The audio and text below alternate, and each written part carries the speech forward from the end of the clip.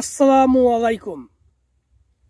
Iran এবং Israel যে যুদ্ধ হচ্ছে, আপনারা কি মনে করেন যে এই দুই দেশ শুধু শুধু যুদ্ধ হচ্ছে, এখানে কোনো হাত নেই, কারো হাত নেই? আমি বলবো অবশ্যই হাত আছে, স্বয়ং আল্লাহ তাআলার হাত আছে।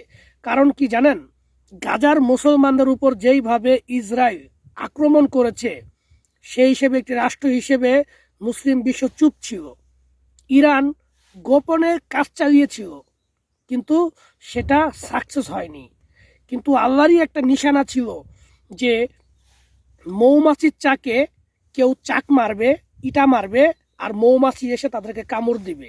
সেই কোনো একটি উসিলার বিনিময়ে ইসরায়েল প্রথম ইরানে এসে যুদ্ধ করেছে। এখন ইসরায়েল বুঝতে পারছে যে এটার মৌমাছির কামড়ের চাইতেও ভয়াবহ কি করেছি।